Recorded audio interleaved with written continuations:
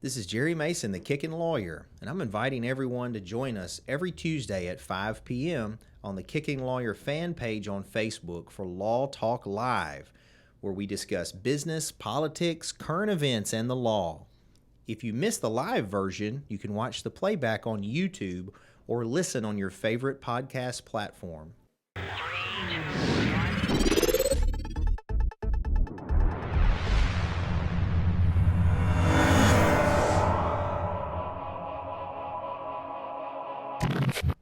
All right, it's Jerry Mason, the Kickin Lawyer. We're live for another Law Talk. I appreciate you guys taking the time to talk with us.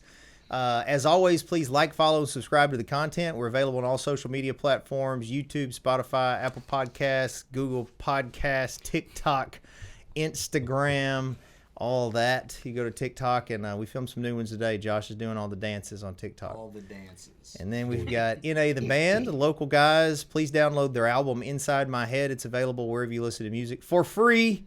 It is free. You're a loser if you haven't downloaded it yet because it's free and it really helps those local guys out. And then, of course, Michelle Allen is your go-to in the area if you're buying, selling, renting, leasing real estate. She's with Cry Like Realtors and would be glad to help you. She's also a nice lady.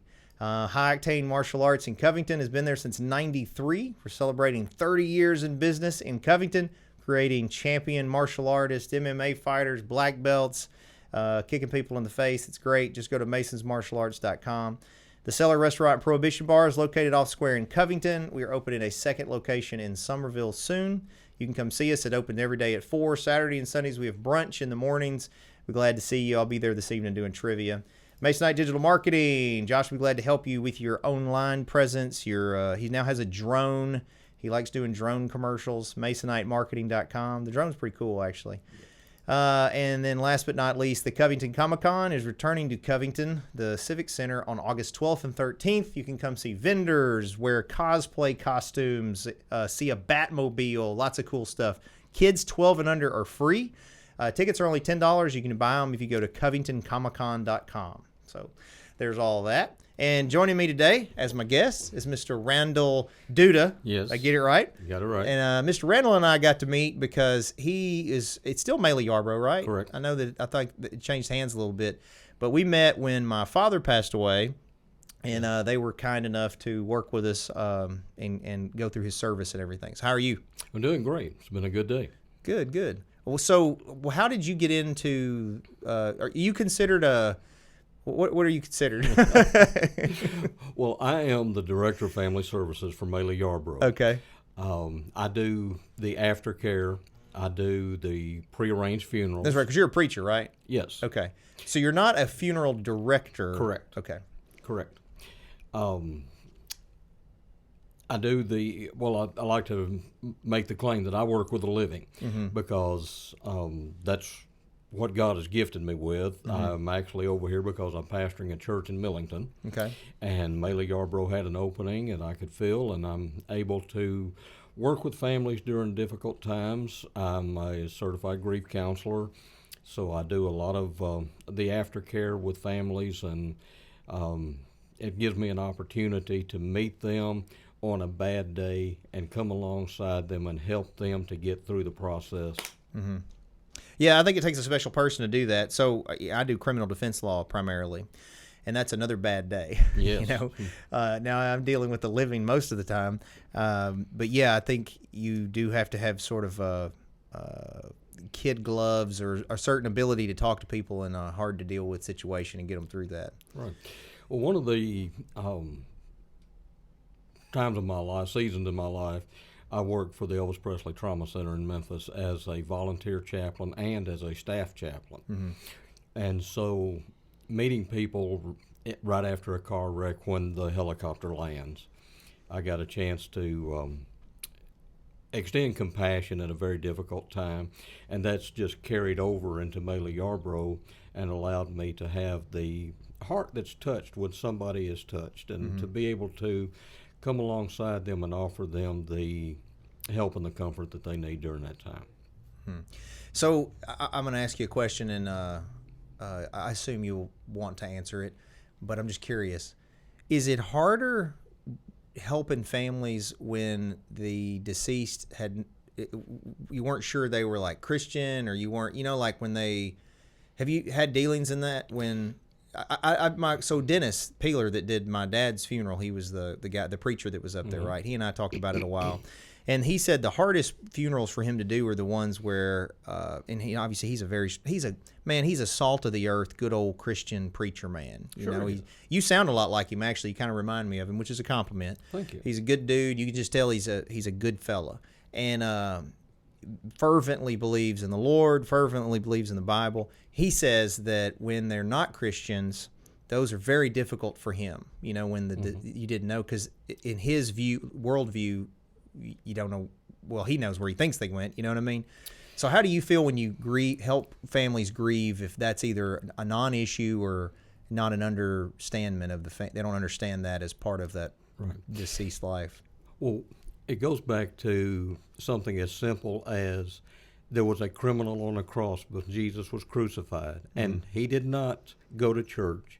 He did not have a membership. He was never baptized. He could not quote scripture. But he said, Lord, remember me. And that's all it took, because Jesus said, this day you'll be with me in paradise. So I cannot judge whether they're bound for heaven or not. Only Christ knows. He said, when the books are open, we'll be able to tell. But when I'm working with a family that does not have that assurance, my comfort is toward those that are living, because that decision at that point has been made. And there are some religions that will say that there is a place of perdition, that if you pay the preacher enough money, he can pray them out of perdition or what have you. I have not gotten into that theory, but the fact of it is, when a family has someone that has passed, I'm there for them, because even when I preach the funeral, I'm there for those that are left behind. So my message and my comfort and everything that I do has to be for that one that is left behind, that needs assurance, that needs to know the Lord. And if they have not had, if the person that's deceased has not had a relationship with Jesus Christ, then I cannot judge them. But I can tell them that our blessed hope is to see the Lord, and we need to live every day as if he was coming for us. Yeah, so I don't know if you were aware, but after my dad passed, literally, I don't know, 6 weeks, 5 weeks later, my best friend, like my whole life from being a little kid, was killed. And he was my age, so I'm 44. And so that was, I had 2 big hits back to back that have changed me in a lot of ways, honestly. It made me stop taking for granted time, for one. Yes. And also I tried to stop taking for granted. I have a bad habit of, I'm so busy. There's so much I'm doing. And so people will stop by to talk to me. Like the people that I've known, or the friends, or they just, wanted to come in and see me or whatever, which is great. And in the past, I don't want to say I'd blow them off, but I was focused on the tasks at hand. And so they would come in, I'd try to hurry up, get folks out so I could focus on all this work I'm doing, right? Well, with my dad gone and then my friend Aaron, it hit me that those moments are not guaranteed. Right. I may not be here tomorrow, much less these people that I'm interacting with. So I try to be more present now after that. Not even necessarily to be a better example for folks, to be honest. It's more just being aware that I'm mortal, and time is so fleeting. Well, being a friend and having the relationships are invaluable. The first time that God looked at his creation and said it's not good was when he said it's not good for man to be alone. And so we need that fellowship, and we need the friendship, because it helps us to sustain life. And I know what it is to be driven and to be so focused on your job and on your goals. But I also found that as time goes on, I have to realize what is important and what makes my life worthwhile. And taking time for those that friends that need encouragement, friends that just want to stop by and say hi, taking time to take a friend and go fishing. I went for years that I wouldn't take off to go fishing or hunting, things that I'd loved as a boy growing up. Mm-hmm. And now I'm finding that, hey, I need to take time and do some things that are going to make some lasting memories instead of just making a big bank account. Yeah, yeah. Well, I mean, I have a problem where if I get into something, I'm like into it. Like I'm all into it. So like I got into bourbon real big, and you remember Jesus didn't drink grape juice. Just as a reminder. But anyway, I got a big bourbon collection, and I was getting these fancy bourbons, and they're just sitting there. They're literally just sitting in my house collecting dust, like literally collecting dust. And my wife fusses because they're in the bedroom. And so one of the things I've started doing is every week I try to go to the restaurant up there, and we'll have a group we call it book club, even though we may not necessarily be reading. But anyways, a group of us will get together, or just whoever I'm in passing with, and I try to share these bourbons. Because I got thinking about it, I'm like, why am I even collecting these? I'm not selling them. It's not like it's an investment. I don't know that I even want my kids to inherit bourbon. Right. So my point was, I'm trying to change my change what I focus on as a value, kind of like you're saying, and that what like you said, what is most important? Is it most important that I have a bunch of businesses and I work 18 hours a day, or is it important I had that dinner with my wife, or I had that time with my kids? Those kind of things. Right, and my wife would have the fine china for a special occasion.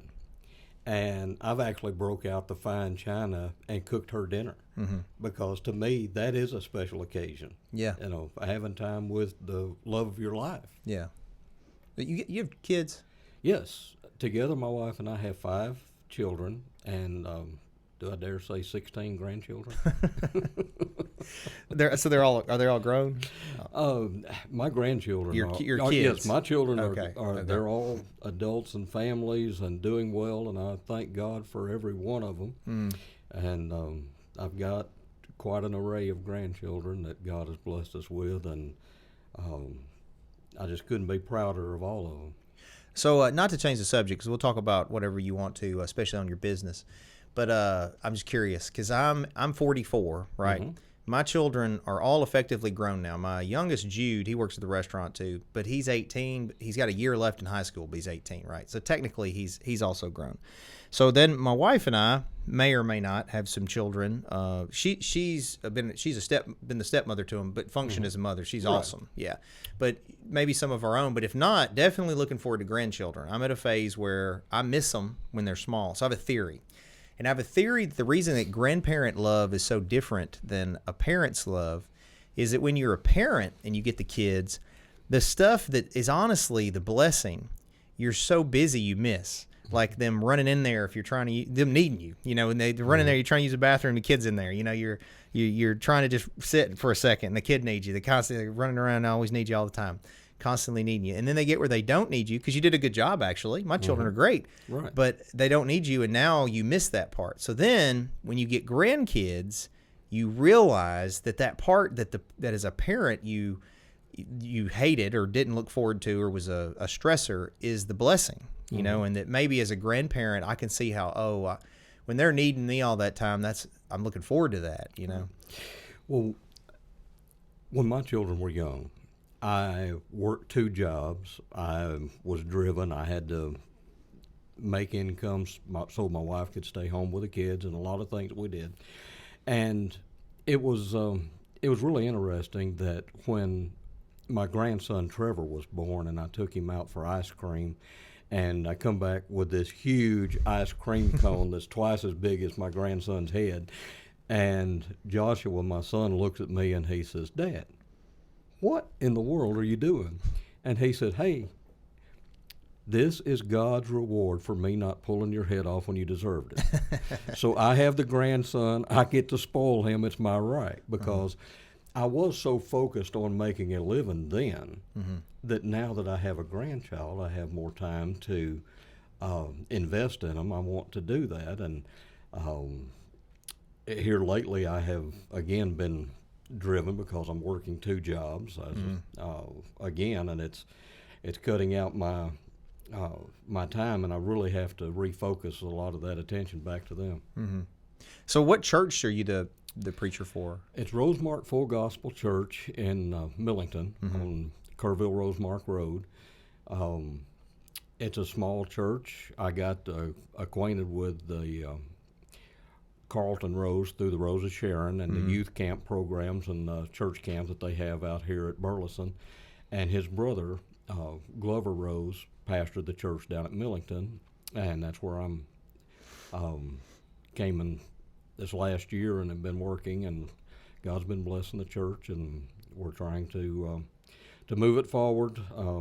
After someone that's, well, let's see, Brother Rose had been there since 1979, and so it's hard shoes to fill, but yeah, that's when I was born. They're pretty good.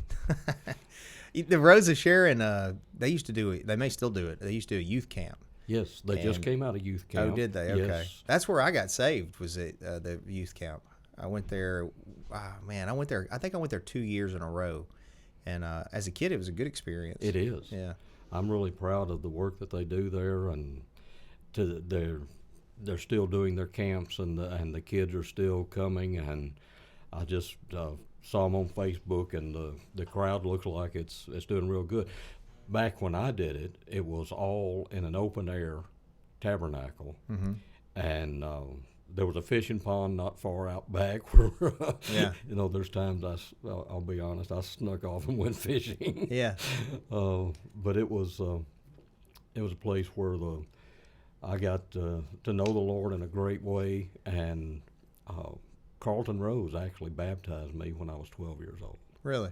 So there's just wonderful people. I can't say enough good things about Carlton Rose and his family. Yeah, and for people watching, I don't think they did it this last year, but they used to do the Christmas lights, Christmas City. Yeah.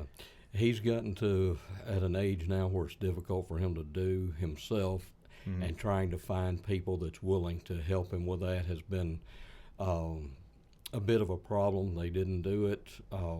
Hopefully there'll be some folks that can step up and help him, and they can do that again, because I know families were blessed by that. My family went, in the 80s. I don't know when they started it, but in the 80s when I was a kid, we went. That was a regular thing every year, was to go to Christmas City. Sure. You remember it, Josh? Oh, yeah. Yeah, I remember when I was little. Yeah. Yeah.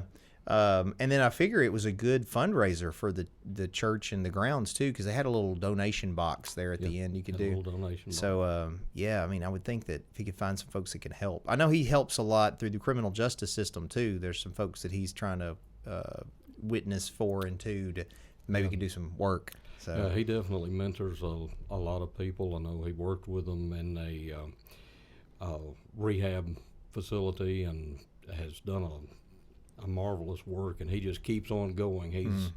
He's been Energizer Bunny for years. I mean, he keeps on doing what he does, and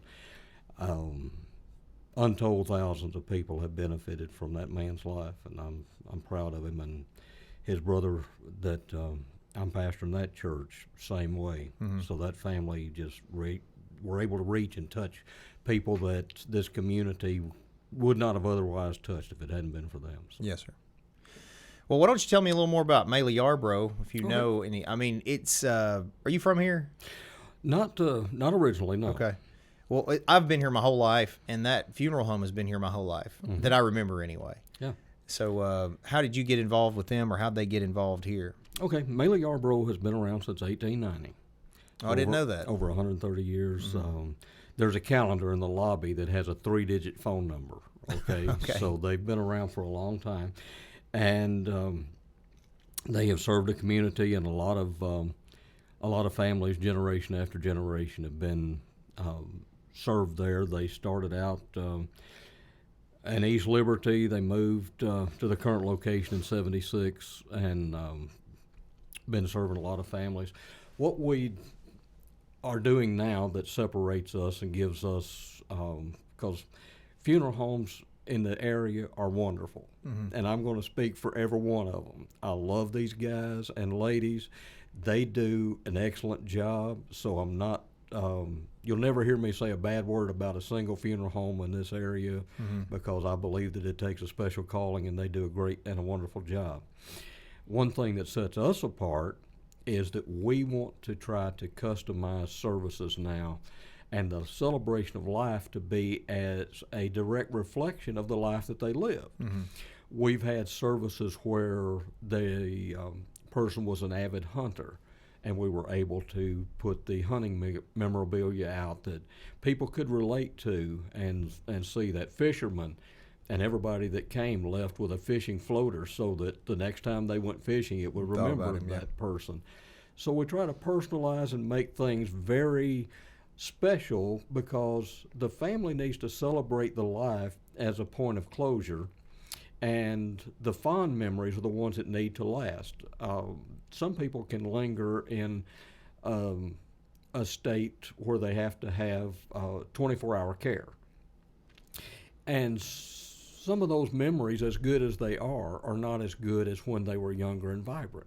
And we want to take the special memories that people should remember and have close in their heart and make those the reality that they remember during this time. And so I think that really sets us apart there. And then in my job, we've got the family planning guide, which everything you need to know about how to plan a funeral and everything the funeral director is going to need when that time comes is in here. Step by step, you fill it out, and we put it together and pray that you have a long life. We want everybody to have a long life, but we believe in having a plan. Well, I think that's, I deal with that, or used to. I don't really do them anymore, but I used to do wills. And there's a lot of people, they'll be 20-something years old and never even think about they need a will, you know. And then you got people that are in their 60s, 70s that still don't think they need a will or don't have one, And again, it's not so much even for you, it's for your loved ones after the fact. So there's some guidance on how you want things to work out. But like with my father, so luckily he had a burial policy. Do you guys direct them to any of that or have access? So that's very important. Yes. Because no matter what size funeral you plan to have, there's a cost associated with it. And unless you're made of money, it can be very expensive. And so with my dad, honestly, I just assumed he didn't have anything. So we just assumed that I was going to have to pay for it. Honestly, I was just going to have to pay for the whole thing is what I figured was going to happen. But luckily, he had a policy that covered the majority of it, and then we just had to pay a little bit on the balance. But my point is, people need to plan for that because my mom has learned from that. My mom has now gone and gotten a whole life insurance policy and everything because she was afraid of how she saw the stress it put on everybody during a stressful time anyway. So I think a very important step everybody should take is to have some type, I say burial policy, they're really just life insurance policies, but usually directed for burial purposes. Well, the difference in a life insurance policy, what I like to tell people is it's for the living. Because my life insurance policy, right now my wife thinks I'm the carpenter, the painter, the small appliance repairman, the mechanic, the lawn boy. When I pass away, she's going to have to hire the small appliance repair, the lawn boy, the mechanic. And so I want those funds available for her. So I take a burial policy so that it can only be used for the funeral and no worries, it's done. And that's why I want to break the stigma of a lot of people trying to wait, because a lot of times you have to have the money up front. The life insurance policy requires a death certificate. It takes a few days to get a death certificate to a life insurance company. So yes, we can still use life insurance and we still make allowances for that. It's not a problem. I'm just saying that it's a better way when you have a burial policy. That way you know that no matter what, it's good. Life insurance can sometimes be counted as an asset if it has value. So let me be clear then. So what you have is you pay in advance for this. Correct. Oh, okay. Well, that's different than what I was thinking about. So that's the same objective, but I think it would be cleaner. And the reason that I think that could be cleaner is if I choose you guys for where I want my services, I can go ahead and have it all outlined on exactly what it is. So in my case, we had to find the policy, we had to get the death certificate, the whole deal, and then we didn't know if it was going to be enough to cover what we were trying to do. Whereas it sounds like this can be planned out so you know it's taken care of. If today you think that your funeral is going to be $10,000 and you buy a $10,000 life insurance policy, it's worth $10,000. Should you live another 50 years, inflation is going to make your cost of your funeral go up. And as it goes up, your life insurance policy is still there. Where if you pick out a $10,000 funeral, you pay for it, you have a guard against inflation right there, because if it's in the contract, you're going to get it, and you're not going to have to pay extra for it. There's also an accident clause in there. Once it's issued, if you're in a fatal car crash, nobody has to pay another payment on it. That whole funeral is paid for. So there are benefits that are out there that make it worthwhile that you pre-plan, because number one, on the worst day of your life, do you really want to have to answer 50 questions? Do you really want to have to go home and go through a drawer full of memories to find that piece of paper that has this listed on it? If you can go in, pull this out, take it to the funeral director, and hand it to them, it's a whole lot easier. And then knowing that if the price has tripled since you made your arrangements, no one has to pay an extra dime unless they want something that's not included. Yeah. So if they didn't put a casket floral piece on there and you want to buy flowers at the time of the funeral, yeah, that'll be a little extra. But all of the basics are covered, paid for, and no one has to worry about it. And their wishes are in there all the way down. There's been funerals in the past where people have gotten in disagreement over, do they wear their glasses or not? When you're laying in the casket, you look like you're asleep, and when you're sleeping, you're not supposed to be wearing your glasses. But yet, Grandma doesn't look good if she's not wearing glasses. It doesn't look natural. You can put it all down in here what you wish, all the way down to you put it glasses on for the visitation, take them off when you close the casket, donate them to the Lions Club. I mean, there's all kinds of things that you can do in there that outline it and keep the conflict down. Because on the worst day of your life, let's just say that you and your brother-in-law are not best friends, okay? Your wife is having the worst day of her life, and she's not going to be able to plan your funeral. And her brother is sitting right there, and he don't like you. Do you really want him to plan it? Or would you rather do it ahead of time and save all that emotional trauma and expense and everything else? So we've got that, and that family planning guide, we offer it to everybody that comes in, and it walks you step by step through there. We have payment plans that are very affordable, and the younger you start, the easier it is. A lot of the stigma has been we wait until way down the road before we start thinking about funerals, and at that point, you're on a fixed income, possibly, and the price has increased considerably. Yeah. Or if you start out younger, you do it and don't have any problems. And this is one thing that we really love, and it's the Child and Grandchild Protection Plan. If you come in and do yours, your child or grandchild that's unmarried and under the age of 21 gets the same value funeral for free until they turn 21 or get married. And so we offer that as a benefit because we know a lot of young people,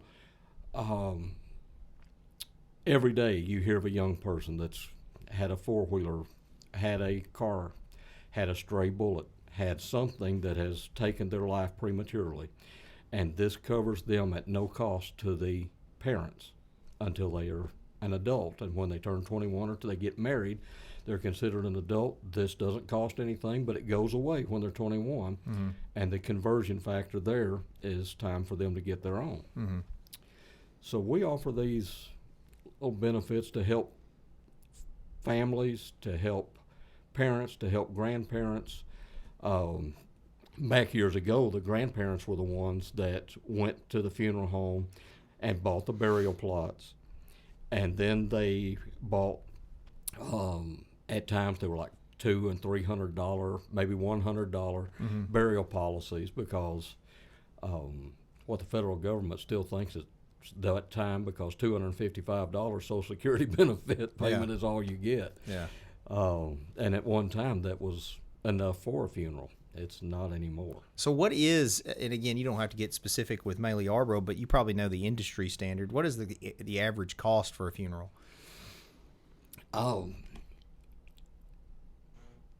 I've seen average cost of a basic funeral anywhere from $5,000 to $15,000. You don't. I mean, there are specifics. You can have extras. You can have add-ons. You can have a different casket prices and all that kind of thing. But that's why it's very important that you come in, you see what you want, you get the family planning guide, you make your plan, and then we put together the policy and the financing. And when you walk away and that subject ever comes up, you're a hero, because you look at them and you say, hey, mine's done. I don't have to worry about it. Yeah. But the good thing that we look at is serving the needs of the family when the time comes. Having the dignity, the compassion, the caring attitude. And, I've got to give a shout out to the ladies at Maley-Yarbrough, because they have compassion that reaches out when it's really needed. And Amber is our funeral home manager, and she does a wonderful job with families when they come in at need, to try to give them everything that they need. And she keeps them from emotional spending and buying extra things that they may or may not need. She wants to get everything that they do need. Diane, she says that a lot of times she's a crybaby, because she gets so involved with her families that it touches her heart, and sometimes she can't fight back the tears. Yeah. And she, having a heart like that for the community and for families during the worst times of their life, many cases, makes us stand out. That it's not a cookie cutter, cut and dried funeral. We're not a funeral home without a heart. We're a funeral home that cares about the people that come in the door and the families that walk out the door, because we want to be there for them from that point forward as part of the Maley-Yarbrough family. The I forget her name. The young lady that was our director. What was her name? That was Amber. That was Amber. Was it Amber? That was Amber. Oh, okay, Amber, yeah. right. She did a great job. Yes. And it sounds sexist, but not that we didn't think she couldn't do the job. But when we first met her, I guess I had never met a female like funeral director before, and she was very compassionate. She even dealt with my mother. My mother is, of course, a great lady. Of course. Right, Josh? That's right. But she got a little upset at the grave when we were. Actually, Josh got upset too. No, I got very. They very called upset. me because my father had paid for a plot. This is nothing y'all did. This was the funeral home, the graveyard. Yeah. So not funeral home, the graveside. I'm sorry. So they go to confirm the plot location, and the graveyard people had, the church is really what it was, that they had buried somebody like in the wrong spot that was like too close to where my parents thought they were going to be buried right beside my dad's parents. They had essentially buried someone else in the plot that they had already purchased. Yeah. So now my mother, who's already super stressed, and they had already planned in their head, this is the way things were going to go, where they were going to be in this graveyard, we're not going to be there. And so I think Amber was out there, but Josh and my mom were there, and they were getting not happy because, this is a very important thing to us, our father. And so they call me, and I try to be reasonable. I'm like, look, is there a place we can put him? And so they end up, there was a place adjacent to it where it still sort of touched the corner of where my grandparents would be. And I was like, Daddy's not going to care. Like, there's room here for the both of you. It's still right here. It's still, these Masons are all right here. It's going to be fine. But they were very frustrated. And that was a frustration. And I want to say there's one other thing that rose, but I remember she was very patient with everybody. And, yeah, your whole crew was pretty compassionate. We were very pleased with the whole experience. Yeah. Well, Amber is young, and you're right. To see a young female in the management role is kind of a new concept in some areas, but she has stepped up and filled that role with professionalism and compassion, and I couldn't be prouder of her and the work that she's done in the community, and to see the way that Diane has come along, and she's an apprentice funeral director, and she's doing an excellent job. Jonna's an apprentice funeral director. She's doing a wonderful job. Barbara is our administrator and the office and takes care of all the financial things there. Janie Hall does wonderful with the markers and with the cemetery plots and keeping all that stuff straight, because she is very meticulous and very diligent about making sure that everybody is in the Covington Memorial Gardens, which is our funeral home, our cemetery. She's very meticulous about exactly everything has to be perfect, and she does a wonderful job there. Jonathan is he's listed on our webpage as our grave digger, but he is a cemetery technician. Yeah, that guy can get in and do things that he, I guess, is the one that we met, because we went out there and he was the guy with the rods. Well, we were at a different. Yeah, but I want to say they might have sent their guy. I don't remember who the guy was. I think he's the guy that does it everywhere. This guy come out that was the guy that digs the space, and he was a real nice guy. But he was using the old school rods to determine if a body was there or not, which I had never seen. I'd seen the rods for like finding water, but it never. I just thought it was pseudoscience. I think it might have been a different guy. Honestly. Well, regardless, my point is, I was more talking about these rods.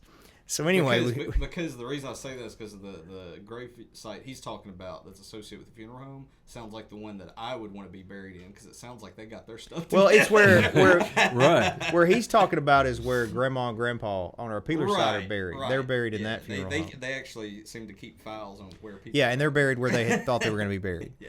But what I was trying to say is important is these rods. So anyway, like divining rods for finding water. Yeah, he's got these divining rod things, right? Which I just thought was some pseudoscience bull. So he's walking around and like he walks over a grave and they start crossing. And I'm like, oh, that's bull. I was like, let me see those things. So he gives them to me, and I go to walk, across where we were looking for Daddy, and nothing happens. And then I go over to this other one where it's a great, and they cross. And I'm like, that's it. I don't want these in, because I didn't do it. They legit just crossed. I don't understand how they work or why they work. But so then that was his first check, and then the guy, because they weren't sure that the space now we were looking at was empty. Okay. Yeah, they it's this funeral home has been around a long time, and they were afraid that was another that they were going to dig in in there and hit somebody. Not funeral home, cemetery. Cemetery. I'm sorry. I'm sorry. I keep misspeaking. I want to make it very clear all the problems we're frustrated with were not anything to do with. No. It was that was the biggest frustration was the cemetery was where we weren't. The Covington was Memorial Garden. Covington Memorial Garden. Yeah, we weren't. Cemetery. We weren't there. It was out in the county where we'd gone to church and stuff. So. Yeah. Well, a lot of these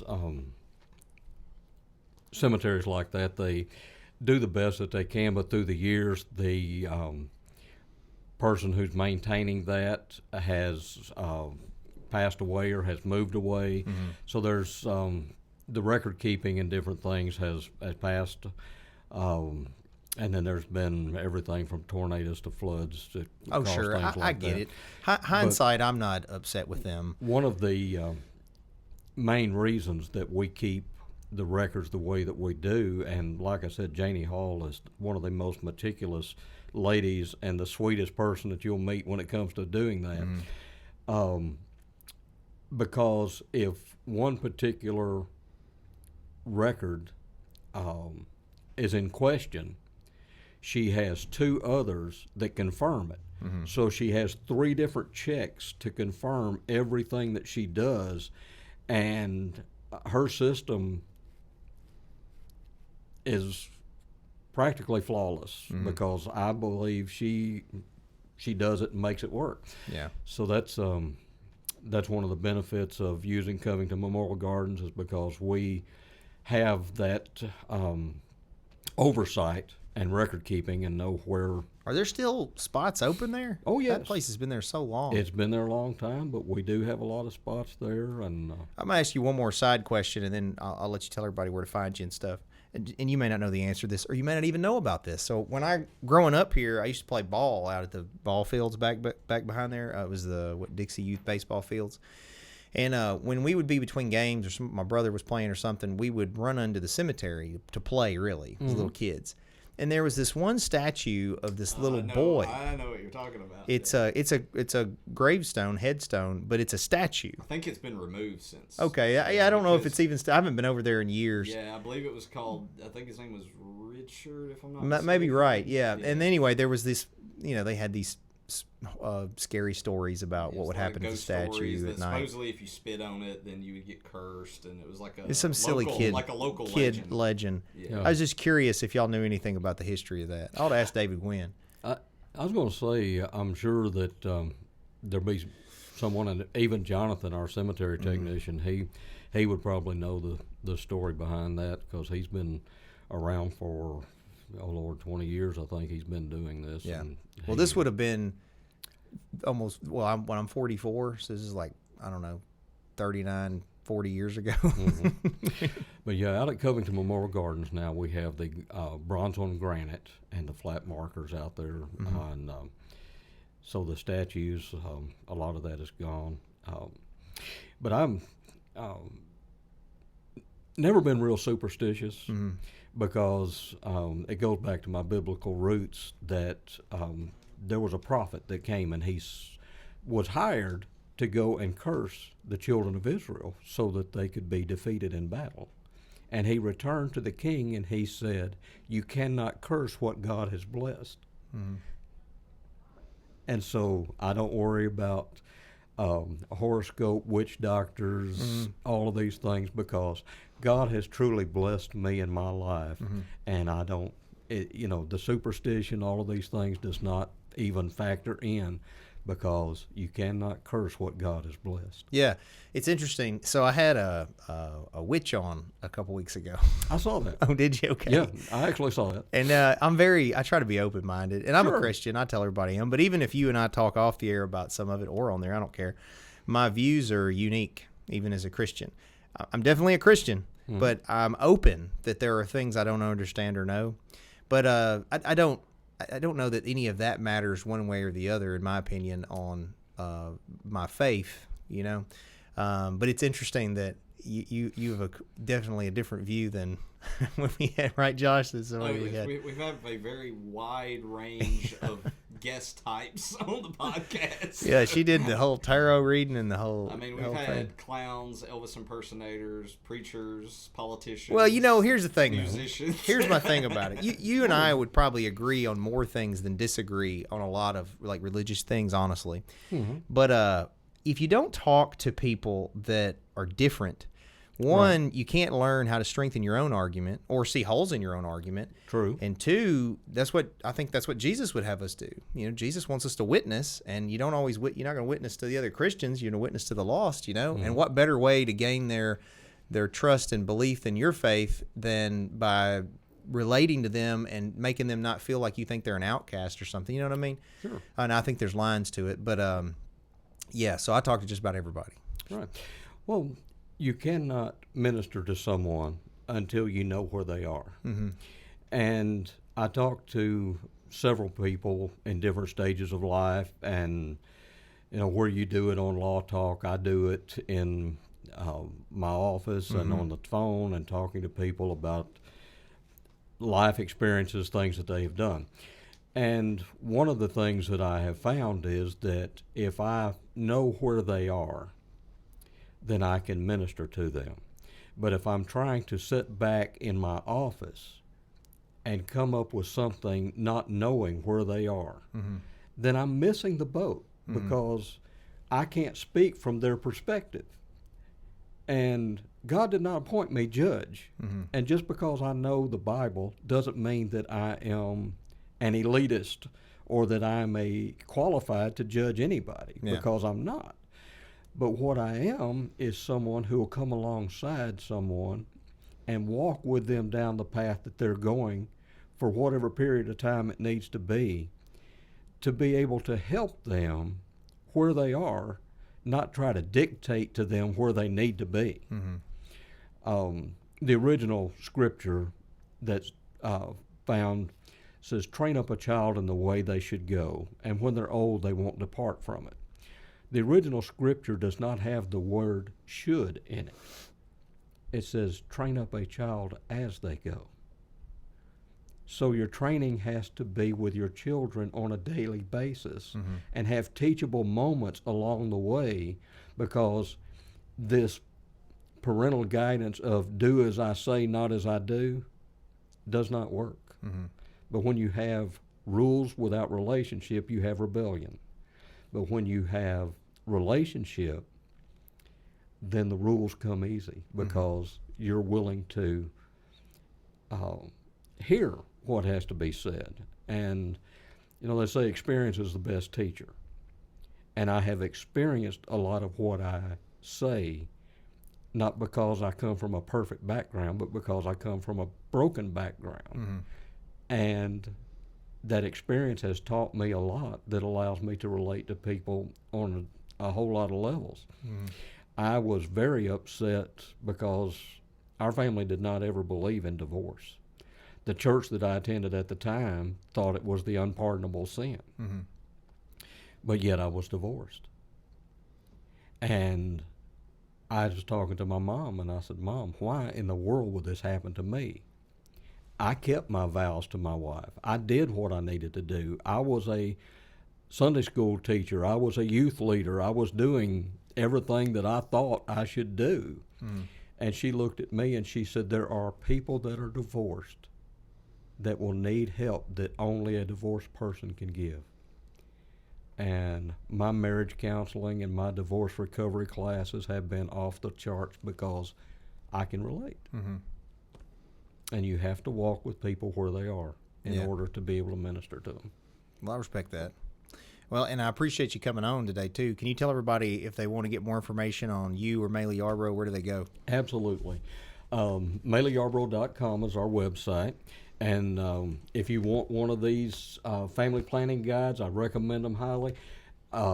There is a place on our website. You go in, put your information out. I'll contact you, and we can get together and get you one of these with our child and grandchild protection.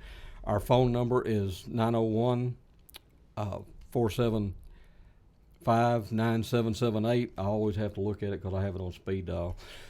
What did we do with that area of our brain before? I don't know. I was just talking to my wife about that because she's upset. I can't remember her cell phone number because it's programmed in, and you would think I would remember hers at least. Yeah. But I remember as a kid, you remembered, there were 10 or 15 numbers at least that I could remember. Sure. I still can remember them, but I can't remember numbers that are on the phone now. But if you call the funeral home, ask for me. I'll be glad to help you. We can set an appointment and get you in, get some pre-planning information. I've got literature. I've got the family planning guide, the child and grandchild protection plan, and we would love to put it in your hands. Just give us a call. Cool. Well, Pastor Randall, thank you very much for taking the time to come on. And thank you guys that are watching. As always, you can follow, subscribe to the content across social media platforms, podcast platforms. You can listen to playback. You can subscribe to it, share. We appreciate all that support that you guys can give. And, of course, if you haven't already, please visit us on TikTok. There's a new dance that Josh is doing today. That's not true. Yeah, new dance on there. Just check out TikTok. NA, the band, a local group, we want you guys to support them. They have the album Inside My Head. It's available for free wherever you listen to music. And like I said, it's for free. There's no reason not to download it. Help those guys out. It's a great album. Have you listened to it? Yes. Sweet. Michelle Allen, go to in the area for buying, selling, renting, leasing real estate. She's also a good person, like old Pastor Randall over here, so local, and she'll be glad to help you out. High Octane Martial Arts in Covington. Visit masonsmartialarts.com. Been open since '93. Glad to have you come. Doesn't matter the age. We do all ages can come and learn to kick and punch and all that kind of stuff. Cellar Restaurant Prohibition Bar, I'll be there shortly. We do trivia on Tuesdays, ladies' night on Thursdays, live music Friday, Saturday, brunch on Saturday, Sundays is something fun all the time at the Cellar. And Masonite Digital Marketing, Josh has got new commercials up with his drone. Just visit masonitemarketing.com. He'll help you with website design, commercials, etc. And then last but not least, Covington Comic-Con is returning to Covington on August 12th and 13th. It is family-friendly fun. You can see budget Batman, Batmobiles, comic books, vendors, tons of fun. Just visit covingtoncomiccon.com for tickets. Kids 12 and under are free.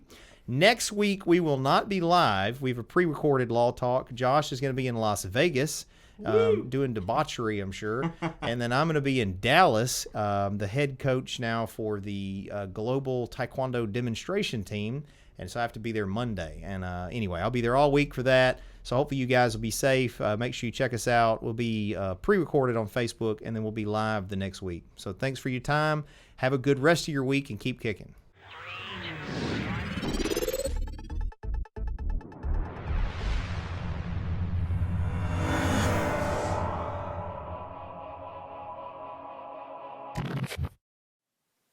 Thanks for watching, guys. Just remember that this is not legal advice or investment advice or business advice. This is for fun and entertainment purposes only.